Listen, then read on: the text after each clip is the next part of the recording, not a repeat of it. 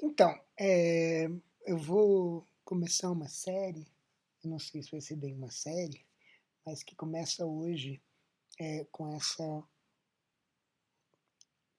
eh, exploração, o início de uma exploração sobre o que significa essa pandemia, o que significa a gente estar, a humanidade estar contaminada, infectada e de alguma maneira atacada por essa estranha criatura que é um vírus que nos acompanha há muito tempo e que serve como uma imagem da, da nossa vulnerabilidade. Então eu vou falar um pouco sobre o que eu tenho chamado de a estreita faixa humana, que parece que a gente está nessa estreita faixa humana no sentido de que a gente está vulnerável vulnerável a dois tipos de elementos. A imagem é uma imagem que vem, eu explorei isso num texto recente, que vai ressoar um pouco no que eu vou tentar falar aqui. Isso vem de uma imagem do Hilke, na segunda elegia de Duino, uma imagem que na verdade aparece em muitos momentos das elegias de Duino, mas na segunda elegia, de maneira explícita, quando ao final da elegia ele diz algo assim: não viste com admiração nas estrelas áticas a prudência dos gestos humanos. O amor e a despedida não foram colocados tão suaves sobre os ombros, como se fossem feitas de matéria diferente da nossa. Pensai como as mãos pousam sem pressão, embora o vigor permaneça nos punhos. Mestres de si mesmos, nesse saber disseram: tão longe fomos. É nosso assim nos tocarmos. Os deuses nos pressionam com mais força. No entanto, isso é coisa dos deuses. Oh, se também encontrássemos algo de puro, contido, estreito no humano, uma faixa de terra fecunda entre o rio e o rochedo, pois o próprio coração nos ultrapassa como eles, e já não podemos vê-lo em imagens que o diminuem, nem em sopros divinos, nos quais ele, o coração, superando limites, se modera. Essa estreita faixa que o rio que está falando é justamente a faixa entre, como ele diz um pouco antes na, na, na segunda elegia, a faixa entre justamente esse gesto longínquo, que é o gesto dos anjos, que parece que a gente já se distanciou tanto do terreno, do orgânico, do biológico, dos nossos corpos, a gente já está tão distante dele. E de outro lado, e a gente sabe que, no entanto, essa distância é uma distância que a gente talvez nunca vá alcançar completamente. E o vírus, o coronavírus do momento, nos mostra que a gente talvez não está assim tão independente dessa base orgânica dos nossos corpos. Enfim, o vírus aparece então primeiro como essa mensagem de que a gente está ainda submetido à corporeidade biológica, mas essa estreita faixa entre o biológico de um lado e o angelical de outro. O rio que fala entre anjos e animais. Alguma coisa puramente humana que a gente busca, alguma coisa de puramente nossa, alguma coisa de puramente autônoma entre anjos de um lado e animais dos outros, entre espíritos de um lado e barro do outro, entre aquilo que é a nossa ascendência, os nossos precursores, a terra de onde a gente veio, e o que seja talvez a nossa contribuição, a nossa invenção, a nossa descendência. Os espíritos, eu entendo, pode sempre ser, a gente sempre pode entender isso em termos de um conflito entre a imagem do céu, seja Urano, o céu, como alguma coisa que dita, por exemplo, prescrições que estão para além das nossas limitações orgânicas, e a Terra. Então nós estamos entre o céu e a Terra, essa imagem também é uma imagem clássica, entre o céu e a Terra é onde a gente pensa, nosso pensamento está mais ou menos entre o céu e a Terra. A gente não consegue, a gente na verdade sobe ao céu, mas é puxado à Terra, baixa a Terra, mas é puxado ao céu. Então essa tensão é uma tensão recorrente, ela pode também ter uma leitura religiosa, que vai dizer uma coisa como você tem a tentação que te baixa e você tem a, o chamado que te sobe. Então você tem esses dois lados. Eu acho que o momento que a gente vive pode interpretar essas duas forças como a força dos animais, de um lado, a força da, da terra, de todos os ecossistemas que a gente, de alguma maneira, participa, a força de Gaia, de um lado, e a força dos anjos, do espiritual, dos nossos descendentes, sim, que são justamente essas forças não materiais que atuam sobre nós, que são também precisamente comandos. Então, aqui eu estou pensando basicamente nessa estreita faixa entre animais de um lado e máquinas do outro. As máquinas que, de alguma maneira, são o exemplo de uma instanciação do pensamento que não é biológico, que mostra que o pensamento pode ser feito, né, sem a biologia. Então, a inteligência artificial é justamente a inteligência que é independente dessa base biológica, mas ela não está na estreita faixa humana, ela está na faixa dos anjos, na imagem do Hilke. Ou seja, ela está na faixa dos ascendentes, dos descendentes. Ou seja, na faixa do que a gente cria, do que a gente constrói, que adquire uma certa autonomia com respeito a nós mesmos, mas que não é,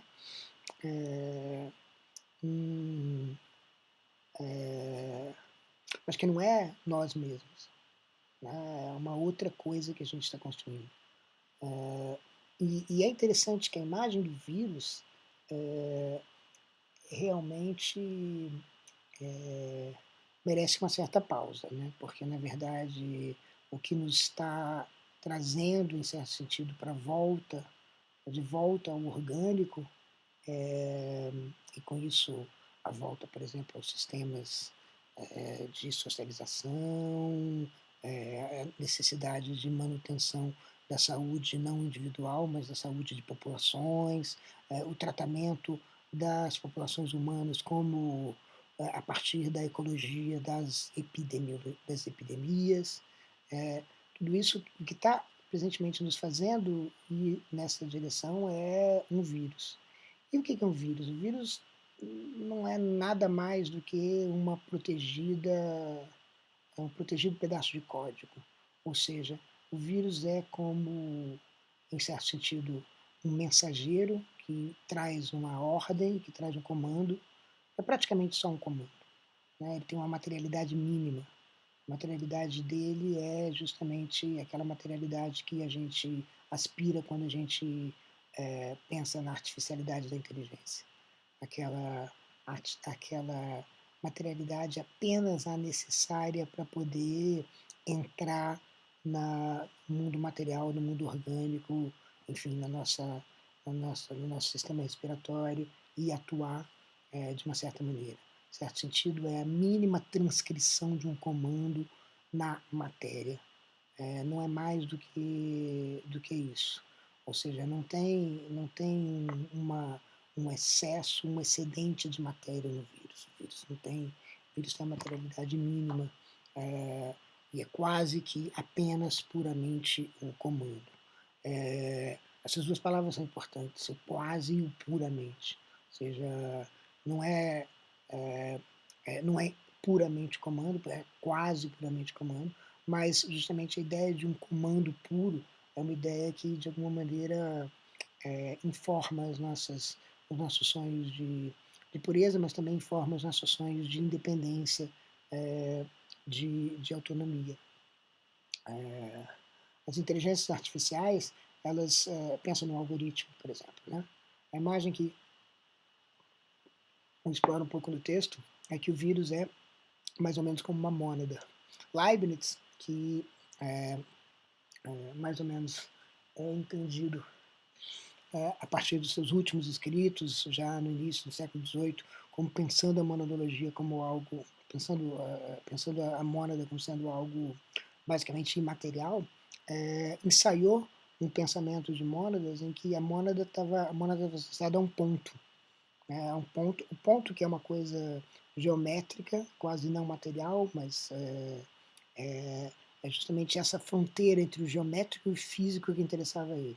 Então, justamente a mônada seria como um ponto, alguma coisa que quase não ocupa espaço, mas que está no espaço e é definido no espaço. Depois ele abandona um pouco essa, essa imagem e nos escritos que a gente considera maduros, na monologia, por exemplo, você não tem uma a mônada não é constituída por uma materialidade, mas ela se expressa numa materialidade, se expressa num corpo. Né? Então, aí sim, o processo de purificação do comando é completo.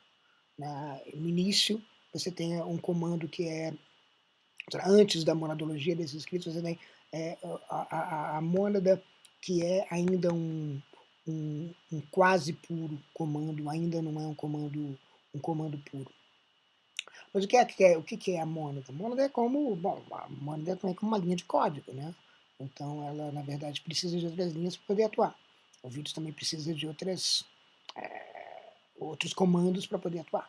Ou seja, ele infesta a matéria orgânica, ele infesta um comando que pré-existe. Então essa articulação dos comandos é que interessa a Leibniz quando ele está falando da monadologia. Como é que uma linha de código se articula com as outras linhas de código. E a linha de código, em certo sentido, precisa das outras linhas de código. Então, justamente, o comando, a inteligência artificial pensada desse jeito, é como se fosse, vamos pensar que a inteligência artificial é, no limite, um código, ainda que não faça apenas o que o código prevê, porque o código permite a gênese de outras ações, essa é uma outra questão, mas a linha de código ela pode ser instanciada de várias maneiras, ou seja, você pode implementar, você pode obedecer esse comando de várias maneiras diferentes. Esse sonho do destacamento completo entre o comando e o comandado, então é feito justamente na múltipla instanciação dos algoritmos, que pode ser instanciado numa máquina enfim, de silício, mas poderia ser instanciado numa máquina que tem uma composição completamente diferente, etc. Então, a gente também está à mercê desse tipo de intervenção sobre nós. Pensa, por exemplo, no nosso maquinário, que é parte da nossa vida, que está também sujeito a vírus. Né? Você tem, por exemplo, sei lá, um vírus tão famoso como é hoje esse coronavírus, SARS-CoV-2, sei lá, o cavalo de Troia, né, que é um vírus que infecta os nossos sistemas informáticos, infecta assim a nossa própria vida. Né? Mas talvez não seja só até aí que a gente pode levar a ideia de um vírus nessa esfera espiritual, artificial. Talvez o vírus também seja aquilo que contamina os nossos desejos. A imagem que vem à cabeça, é claro, a imagem que foi gestada explicitamente no CCRU nos anos 90, a imagem do Nick Land é de que o capital é justamente esse extraterrestre, essa inteligência artificial do futuro, extraterrestre que tem que travar uma batalha na Terra usando simplesmente os recursos da Terra. Ou seja, o capital tem tudo, mas ele não tem corpo, portanto ele não tem trabalho. Né? É como um vírus. Né? Então é um tecnovírus, né, que atua mais ou menos como o cavalo de Troia, que atua mais ou menos como o SARS-CoV-2. Então você tem esses vírus, quando a gente está pensando em comando, quando a gente está, portanto, pensando em inteligência, quando a gente está pensando em sistemas de controle, a gente está pensando em vírus. A possibilidade desses vírus e na atuação e no escopo desses vírus. Bom, então o capital, ele comanda as aglomerações humanas, e ele comanda não porque ele tem um corpo que comanda, mas justamente porque ele tem uma minimalidade de corpo. Então, o capital ele tenta também, ele procura cada vez ter um corpo mais mínimo. Né? Então, por exemplo, há pouco tempo atrás a gente tinha o dinheiro, né? Agora a gente tem os cartões, e cada vez mais a gente está entrando num caminho de virtualização do dinheiro, que você vai precisar de uma base material, como o vírus precisa de uma base material. Mas a ideia é que o capital está numa espécie de, se vocês quiserem, num devir vírus biológico. É um tecnovírus que está num devir vírus biológico, está vindo cada vez mais biológico. Você está vendo mais mínimo, uma materialidade cada vez menor, cada vez menos expressiva. E essa materialidade cada vez menos expressiva é o que faz com que ele seja efetivo. Né? Um corpo muito grande não consegue entrar só em corpos, em certos corpos. Um corpo menor, ele consegue entrar por toda parte. Então o vírus é uma exploração também da micromatéria. Da micromatéria que tem capacidade de comandar, que é quase só comando. Né? Então o vírus ele tem poder pelo seu caráter diminuto, por ele usar muito pouca matéria, né? Justamente por ele estar presente nos interstícios, ele vive nos meandros, ele vive nos meios, ele vive entre as coisas, ele consegue passar, ele consegue ter essa passagem. Né? E pronto, então, em certo sentido, do texto esse que eu estava falando, que explora um pouco esse poema do Rilke também, é como se eu imaginasse, então, portanto, a batalha que a gente está vivendo nesses dias de pandemia, a batalha entre os nossos recursos artificiais, portanto, aquilo que nos permite viver em associação com os tecnovírus, em combate com o vírus orgânico, ou semi-orgânico, com o vírus biológico. E aí, em particular, a gente pode imaginar o conflito entre o tecnovírus, que é o capital de um lado, e o biovírus, né, que é o COVID-2. Então a gente tem esse conflito que, enfim, a gente pode pensar em várias instâncias nele, né? Por exemplo, e o conflito não é necessariamente conflito, ou seja, é uma espécie de associação, uma coisa encontra a outra, um vírus encontra o outro. Né? Eu acho que essa é a questão. Quando um comando encontra um outro comando, quem comanda? Né? Ou será que os dois comandos comandam? Essa é a pergunta de Leibniz também. Né? Essa é a pergunta da neurologia. Ou seja, como é que linhas de comando se associam? Como é que uma não se perde diante do comando da outra?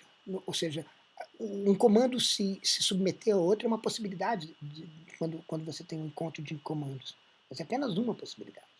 Você tem a composição de comandos é que vai gerar alguma coisa. Então, para Leibniz, você tem um número infinito de mônadas que estão atuando sobre o mundo. O mundo é uma composição de múltiplos comandos, de infinitos comandos. Então, você não tem, não há uma mônada comandante, digamos. As mônadas, elas comandam, comandante de tudo, elas comandam o seu departamento, etc. Então aqui, por exemplo, quando você congrega, quando você compõe esses dois comandos, aí você tem coisas muito interessantes, porque, por exemplo, você pode se perguntar assim, em certo sentido, o isolamento social, por exemplo, o isolamento social, que não é geral, etc., mas quando ele acontece muito nos trabalhos mentais, né? Trabalhos que podem ser feitos simplesmente com a, com a inteligência humana. Então, talvez justamente interessa ao capital extrair essa inteligência para produzir uma inteligência artificial no futuro, ou seja, capturar elementos, hackear a mente, capturar dados para o futuro, para os futuros sistemas, fazendo com que tudo seja feito digitalmente, virtualmente, online. Então, por exemplo, essa fala que seria uma fala que eu faria com outras pessoas, numa sala de aula, que eu faço diante de uma câmera, então isso fica registrado. Então, é como se a gente tem menos segredos para as máquinas que nos observam, que tentam, digamos, aprender com a gente. Isso é um outro assunto, mas acho que as máquinas tentam, em certo sentido, né, extrair a nossa inteligibilidade e fazer alguma coisa que faça sentido para elas, no sentido de capturar o que nos move, como é que o nosso movimento vai se processando. Então, a gente está no confinamento, no isolamento social, a gente fica, apenas a mente fica exposta às máquinas e a mente trabalha muito mais, porque é como se o corpo tivesse fadado ao atrofio. Isso vai ser atrofiado, o seu corpo já não importa, o que eu preciso é retirar a sua atividade mental, capturar, entender, compreender essa atividade mental, e essa atividade mental, portanto, ela é exacerbada nesse isolamento social. Então, em certo sentido, aqui você tem o vírus, o biovírus e o tecnovírus cooperando um com o outro, né? Mas, evidentemente, essa cooperação não acontece em todos os níveis, há também níveis de conflito, né? Então, por um lado, você pode imaginar que os sistemas públicos de saúde que vão acabar sendo favorecidos por essa pandemia são sistemas que, em certo sentido, não estão indo na direção do tecnovírus do capital que promove a atomização, o isolamento, o anonimato, né, o distanciamento dos indivíduos das suas comunidades, para que eles possam ser mais flexíveis, mais móveis e sejam, portanto, transmissores e emissores com menos materialidade, menos pesados, menos corporificados. Há, portanto, esse conflito, né? Então, em certo sentido, parece que a gente reforça o nosso sistema de controle biológico movido por um vírus contra o outro vírus.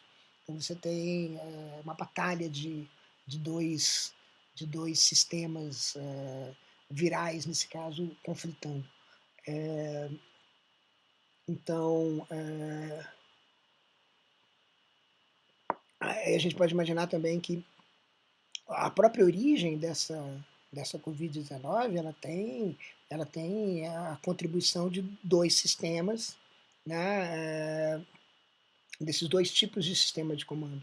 Né? Por um lado, foi justamente por causa, quer dizer, imagina se foi justamente por causa das necessidades do mercado de Wuhan que certos animais passaram a ser, o mercado de Wuhan, de outros mercados de animais vivos, passaram a ser não só capturados, mas também confinados, né, tratados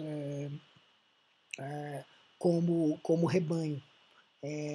Isso aconteceu, ou seja, já tem uma produção confinada de morcegos e de pangolins.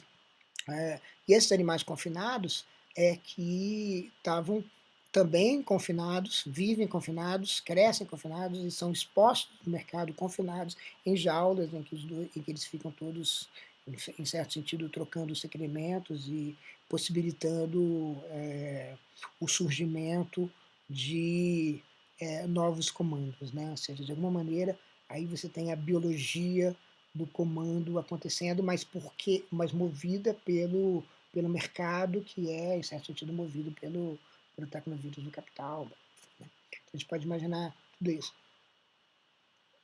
E a gente pode imaginar também que existe um momento dessa desse encontro de comandos, que é justamente no pensamento humano. E aí aí é justamente em que aparece a estreita faixa humana. Ou seja, o nosso pensamento também está numa estreita faixa. Ele também está entre animais e anjos, entre espíritos de barro, entre os ascendentes e os descendentes, uh, entre o orgânico e o maquínico, entre o natural e o artificial. A gente está aí no meio dessas coisas, ou seja, existe uma fisicalidade própria do pensamento que, de alguma maneira, em algum momento, dá origem a uma artificialidade, a um destacamento, mas esse destacamento nunca é completo. Como se a gente tivesse essa imagem, tem uma imagem do Nietzsche da ponte, né, entre o animal e o super-humano, enfim, a gente pode imaginar, entre o orgânico e o espírito livre, mas é como se a gente estivesse justamente nesse encontro entre o natural, entre, entre aquilo que obedece a um comando natural, ou se a gente quiser, que tem a sua physis própria, tem a sua natureza própria, e alguma coisa que é forjada por essa natureza própria, mas que nunca fica completamente independente dela. Bom, e aí o pensamento, por exemplo, pode se perguntar, e essa é uma manobra que, essa observação que eu faço também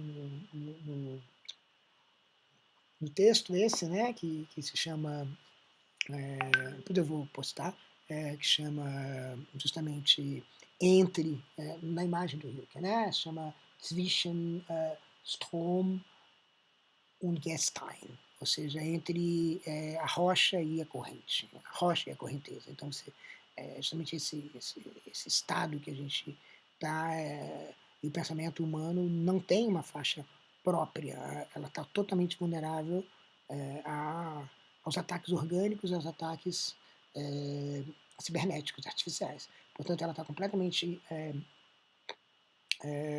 vulnerável a ataques tanto de comandos técnicos como de comandos físicos, ou seja, do vírus que é physis e do vírus que é techne, se vocês quiserem pensar nesses termos.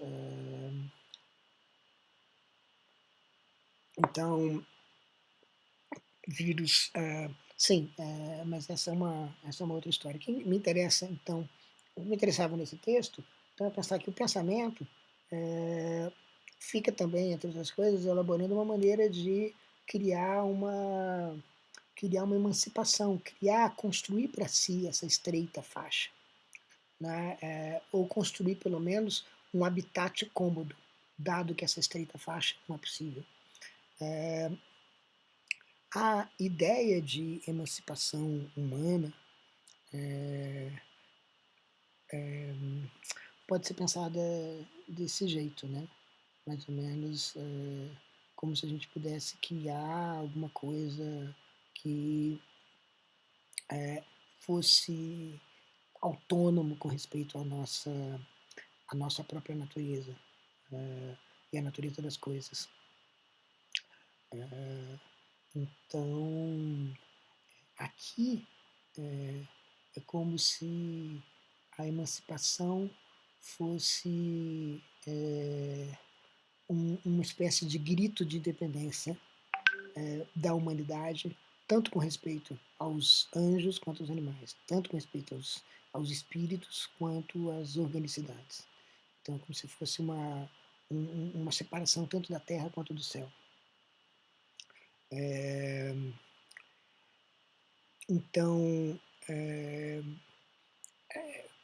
tanto, portanto, da nossa natureza como de comandos alienígenas estranhos, mas que de alguma maneira nos chamam, sejam eles deuses, anjos, inteligências artificiais, o capital, aquilo que influencia os nossos desejos. E pronto, então aí eu dizia que basicamente a gente tem aí um conflito entre que você tem basicamente dois lados, né? Um lado dessa disputa, digamos, cosmopolítica sobre a natureza, sobre o futuro da humanidade, né? Essa disputa que eu chamo de panpolítica, porque ela é até maior do que o cosmos, ela envolve, por exemplo, pode ser que ela envolva mais do que o cosmos físico, mas enfim, essa grande disputa cosmopolítica, panpolítica acerca do futuro da humanidade está em jogo, e que responde à pergunta que todo mundo está querendo responder, como vai ser a vida depois da pandemia, né? Porque a questão é que a primeira pergunta é se vai haver sobrevida e a segunda pergunta é que tipo de sobrevida é essa, né? Vai ser uma simples sobrevida ou vai ser mais do que uma sobrevida, uma sobrevida, uma mera sobrevida? Vai ser mais do que uma sobrevida ou uma mera sobrevida? Ou a imagem que eu usei outro dia, a imagem do Levinas da boa sopa. A gente não quer vida, a gente quer boa sopa. A gente quer um conjunto de coisas que a gente gosta na vida. A gente não quer simplesmente sobreviver. A gente quer a nossa capacidade de pensar, de sentir, de comer, de encontrar os amigos. Essas coisas todas são, digamos, mais importantes que a vida. Amar a vida significa amar a boa sopa. Mas que sopa vai nos esperar, né? E essa sopa vai ser boa para quem? Enfim, sobre o futuro humano, então você pode ter, eu digo, duas maneiras de pensar. Aliar os humanos, digamos assim, na impossibilidade da estreita faixa ao eu digo assim no texto, né, a Gaia, ou seja, ao orgânico, ao terreno, ao terrenal, ao terrestre, ao terráqueo, e aí você vai ter alternativas que vão justamente revincular, religar, reconectar a humanidade à Terra, aos sistemas ecológicos, de alguma maneira fazer com que a gente se aproxime da Terra, se preocupe menos com os artifícios e mais com os sistemas existentes na Terra, que você tem, por exemplo, nessa facção, nesse partido, como eu chamo, né, nesse partido panpolítico, você tem por exemplo, as várias formas de animismo que ressurgem. Eu trabalhei um tanto nisso.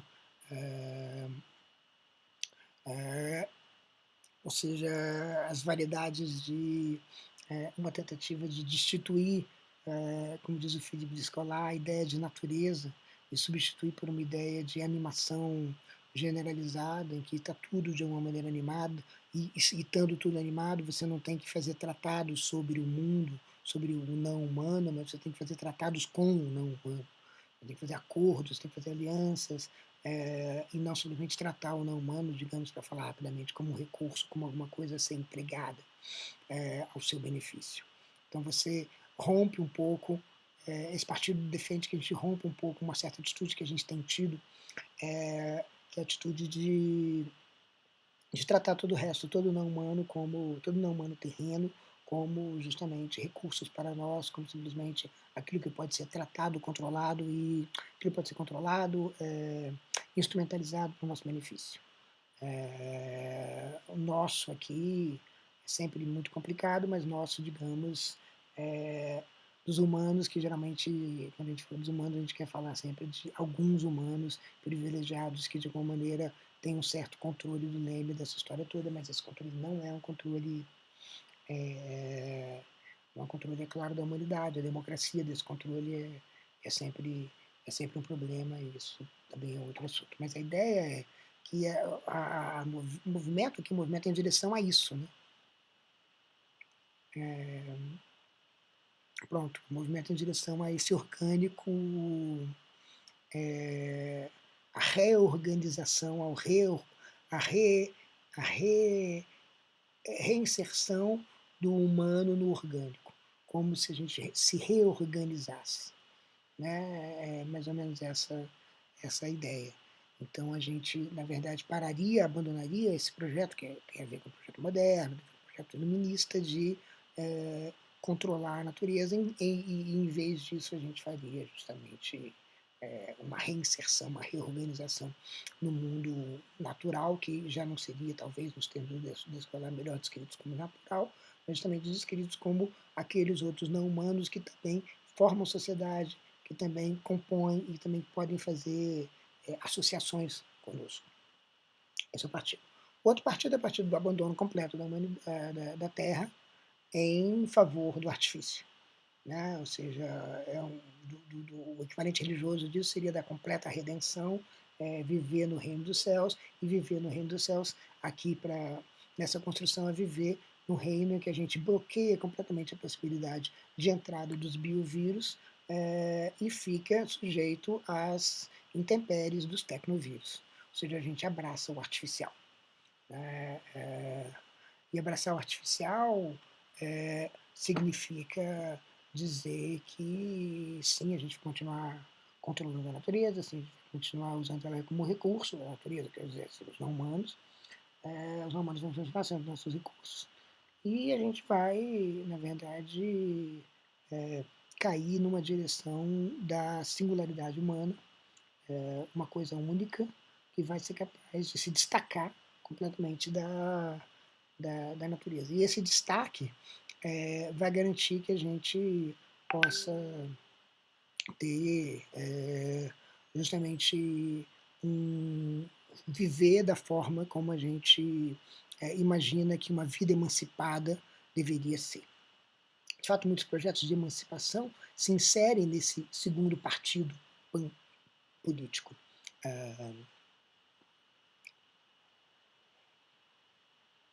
Que é o partido, digamos assim, o partido do artificial, ou do artifício, ou do espírito, ou do anjo, ou do descendente, ou das máquinas, do cibernético, do maquínico. Então, muitos projetos de emancipação se inserem nesse universo desse partido.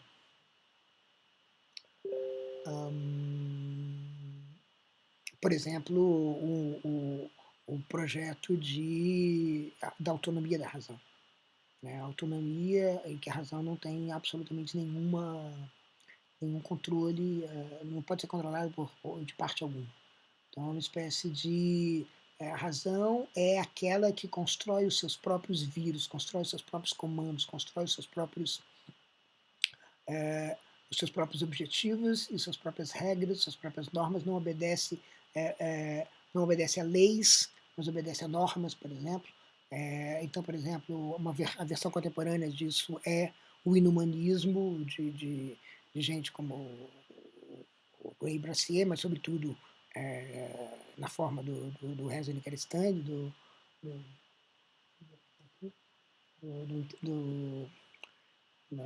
da inteligência espírito. O iluminismo está inserido mais ou menos aí, né? O iluminismo está inserido nessa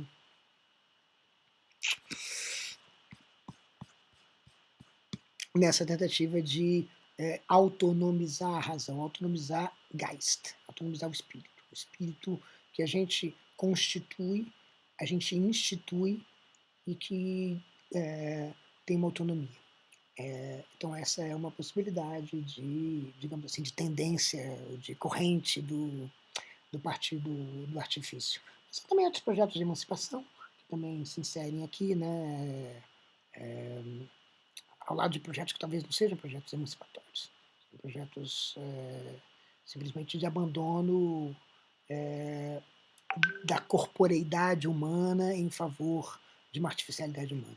Os outros projetos de emancipação que é digno de nota aqui é justamente o projeto marxista.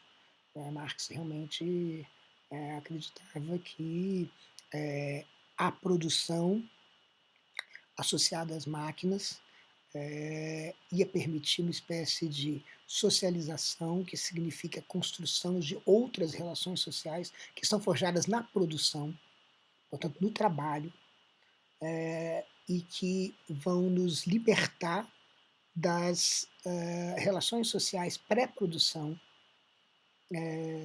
tribos, clãs, famílias, organismos, estruturas de controle que, em certo sentido, parecem estar ligados a uma gregariedade animal, né? A gente vai se libertar dessa gregariedade porque a gente vai produzir a uma escala cada vez mais global, num trabalho cada vez mais abstrato, em que o nosso trabalho não vai ter sentido a não ser numa, numa, numa comunidade, que é o que acontece com o capital. O capital, por exemplo, o capital, portanto, é um agente dessa socialização nova, uma socialização pós-produção, uma socialização que não está baseada nos nossos, nossas tendências gregárias, é, animais, mamíferas ou o que seja. A gente está. Essa socialização é uma socialização que tem a ver com a capacidade econômica de agregar humanos e máquina, formando uma comunidade que é impensada pelas comunidades locais, do gregarismo social pré-produção. Então, na verdade, a produção vai nos levar para além do biológico, ou vai nos levar para além da gregariedade pré-produção, vai nos levar para além da gregariedade que é forma de controle, que tem muito chauvinismo, que tem muito arbítrio, muita opressão. Então, o capital é uma forma opressiva, mas que traz no seu bojo a possibilidade de nos libertar toda,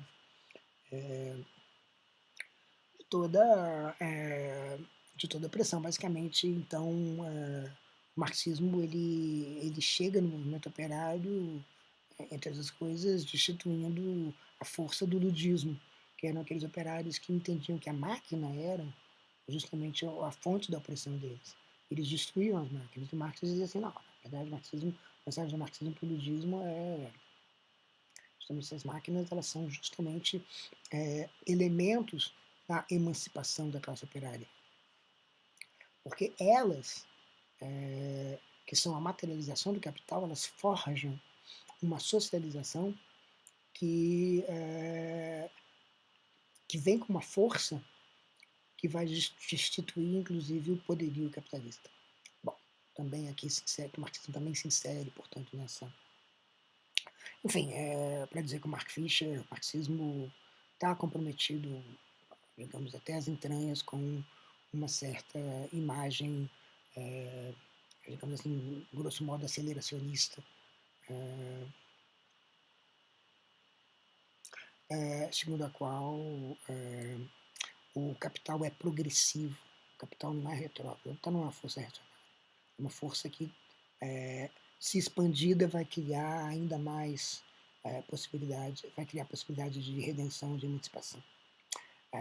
Mas nota que que é uma associação com as máquinas, né? Uma associação com artificialidade.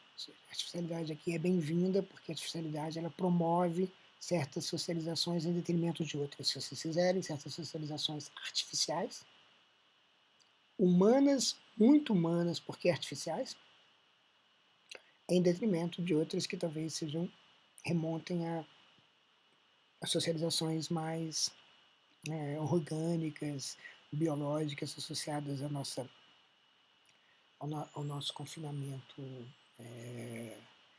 ao nosso confinamento no mundo da Terra. Bom, nesse projeto não há só nesse partido não há só projetos de emancipação, mas tem também outros projetos, né? Projetos, por exemplo, do próprio Nick Land, o antihumanismo do próprio Nick Land, que é um antihumanismo que advoga que o capital, esse tecnovírus, é a própria crítica. A gente não pode... o melhor que a gente tem a fazer é justamente abraçar essa crítica. E abraçar essa crítica significa precisamente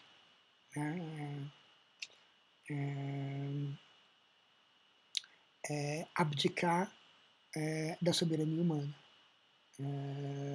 De alguma maneira entender que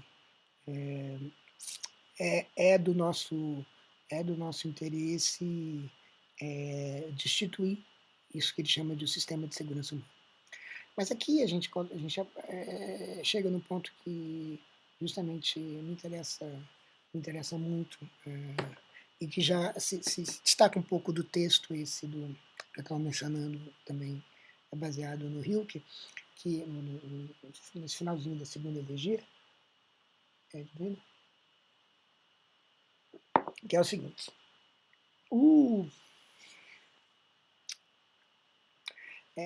esse desafio, né, assim, o sistema de segurança humana, né, ou seja, a gente está, de alguma maneira, pensando no conforto e na proteção dessa estreita faixa, mesmo que essa estreita faixa seja só uma quimera, né, ou seja, ela não tem fronteiras firmes, ela não está murada, mas ela é uma estreita faixa.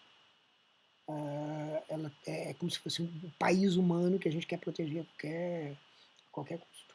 Então, o anti-humanismo ele é uma espécie de ataque a essa ideia de o anti-humanismo do Land, né? Landiano é uma espécie de ataque a as nossas forças de proteção e privilégio humano.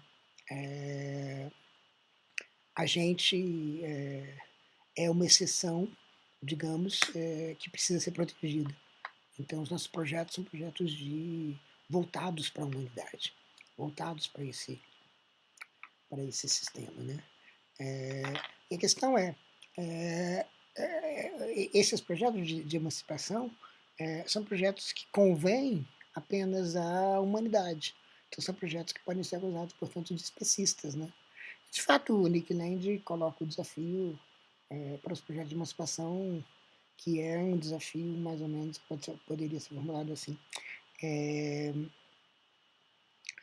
Todos os projetos de emancipação, eles desaguam num sistema de segurança humanos. Tem, por exemplo, essa história toda de que a esquerda é controladora, isso é um pouco um eco disso, né? Então, mas, mas justamente por quê? Porque são sistemas de emancipação que pensam na constituição de uma estreita faixa, na constituição de uma faixa mais ou menos protegida para a humanidade. E a questão é justamente, será que a gente consegue pensar numa emancipação que não seja uma emancipação só nossa, né?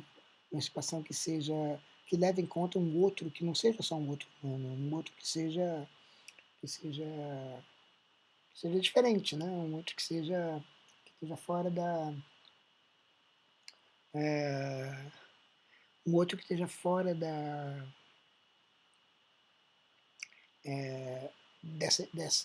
dessa esfera, né? E talvez a gente possa pensar justamente nessas alternativas desses partidos, como pelo menos algumas tendências deles, tentando responder a isso, né? Tentando responder e dizer assim, olha, na verdade, a gente, fazendo um movimento em direção ao orgânico, a gente estaria justamente pensando numa emancipação que não é uma emancipação, por exemplo, não é uma emancipação só humana, uma emancipação terrana, a gente larga a mão, de fato, do antropocentrismo. A crítica se torna interessante, combate em particular com o inumanismo. Né? O inumanismo vai dizer assim, olha, a gente pode... Na verdade, não é a humanidade que a gente quer proteger. É uma coisa que a humanidade produz. E a humanidade produz normas, produz inteligência, e essa inteligência pode ser artificializada. Porque não somos só nós que podemos... que somos os pastores, digamos, do espírito, os pastores de Geist, os pastores da razão autônoma. Nós não somos os únicos, nós podemos ter os nossos descendentes, que são artifícios, máquinas que também poderiam pastorear Geist.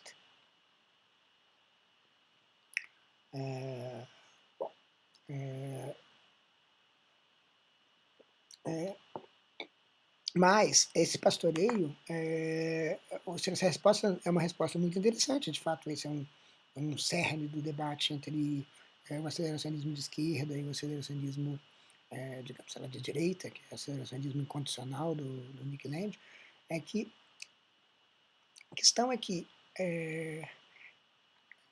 isso deságua numa discussão muito interessante sobre regras, porque as regras elas podem ser entendidas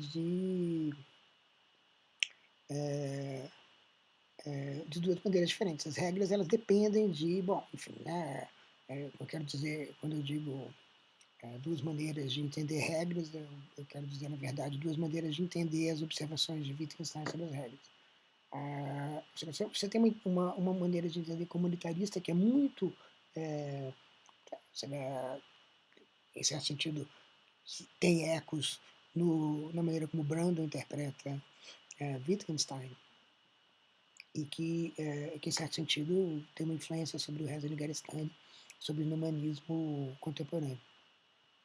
O comunitarismo, ele diz mais ou menos o seguinte: olha, a dependência da regra com respeito a uma comunidade, ela é total. Para usar um exemplo que eu gosto muito, não seria possível seguir uma regra matemática, por exemplo, a expansão de π, sem uma comunidade matemática. Wittgenstein diz Deus não pode saber nada, determinar nada matemático sem fazer matemática. Fazer matemática significa se envolver nas práticas matemáticas. Então, portanto, a comunidade tem que estar de uma maneira presente. Se a humanidade acaba e Deus continua expandindo π, ou tentando expandir π, o comunitarismo vai dizer não, ele não expande π, porque não existe mais um critério de correção, não há nem correto nem incorreto, portanto, ele pode estar cometendo erros sistemáticos ou não sistemáticos, e como não tem não tem uma comunidade para determinar, não tem um julgamento externo, não tem uma instância externa para julgar isso, então, portanto, não há expansão de π. Agora, o comunitarismo, ele associa completamente a regra a presença de uma comunidade que, em princípio, é humana, e se não é humana, é de descendência da humana, e essa descendência não cria uma ruptura, né? Ou seja, eu estava dizendo há pouco assim, o espírito, ele não faz uma cisparidade, ele não se divide em dois. Não só ele não encontra um outro que é também espírito, mas ele também não se divide em dois.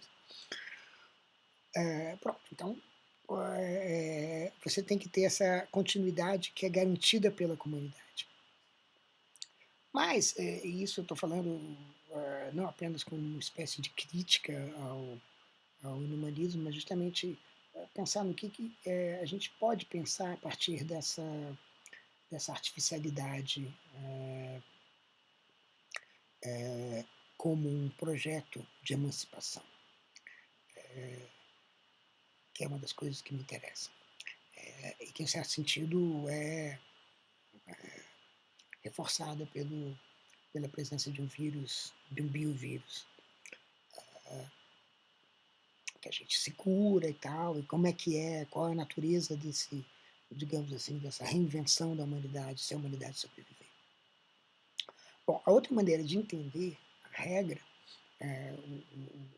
o que acontece quando a gente segue regras, bom, existem algumas outras, né? Mas a que eu gostaria de contrapor é justamente a maneira como o McDowell faz num texto de meados dos anos 80, sobre Wittgenstein. Mais ou menos o que ele está dizendo, grosso modo, é assim: olha, na verdade, Deus, depois que a humanidade já desapareceu, pode expandir π, pode expandir π corretamente. Ou seja, há a possibilidade da correção. Só que Deus não sabe, claro, se está sendo correto ou não, porque não tem justamente esse julgamento externo, né? Então, é possível expandir π sem saber que você está expandindo π. Então, essa é uma saída, enfim, que os filósofos chamam de externalista, né? Disjuntivista no espírito, mas permite que você siga sem a comunidade, né? Você vai adiante sem a comunidade. Isso abre uma outra imagem do pensamento.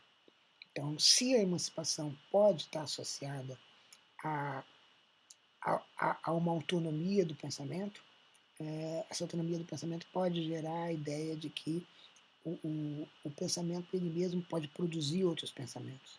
Então, portanto, essa unidade do pensamento centrado na humanidade não precisa ser a única forma do pensamento. Bem, Então, nesse caso, o que acontece é você tem a possibilidade. É como se, por exemplo, você aprendeu uma regra, você aprendeu aritmética, vai para casa e segue, por exemplo, expandindo a sequência mais 2, né, que é o exemplo do 185 das investigações do Wittgenstein. Então você segue e você aprendeu e pronto, você vai lá, 996, 998, 1000, 1002, 1004, 1006, você segue expandindo, ainda que você não saiba se você está expandindo corretamente, porque alguém vai, digamos assim, corrigir o seu dever de casa. Né? Mas pode ser que você faça o dever de casa certo. Né? Existe a possibilidade.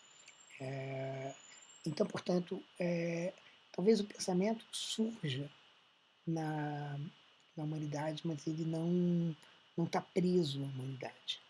Então, justamente ele não estando preso à humanidade, ele, ele abre uma espécie de espaço cósmico em que, de fato, todo tipo de comando pode aparecer, pode, pode contribuir.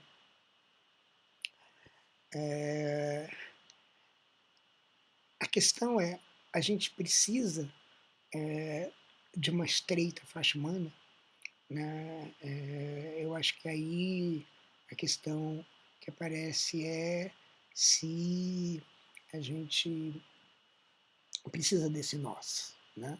Ou se a gente pode se espalhar no cosmos e estar à mercê de várias forças, né? Sem, sem esse ponto de retorno que é a humanidade.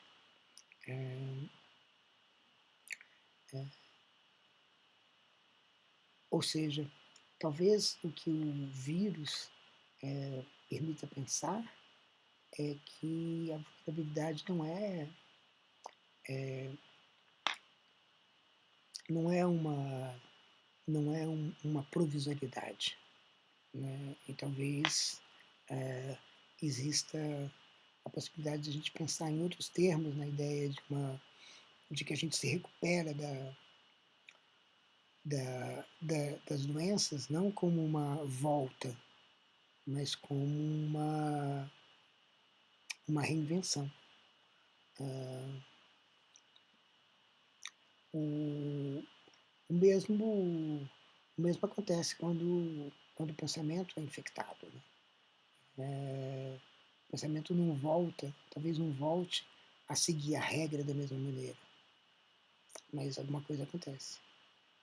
O pensamento talvez seja só um treinamento, né, alguma coisa completamente diferente que vai vir depois. Né? A gente, então, portanto, nesse caso, o pensamento não é uma continuidade.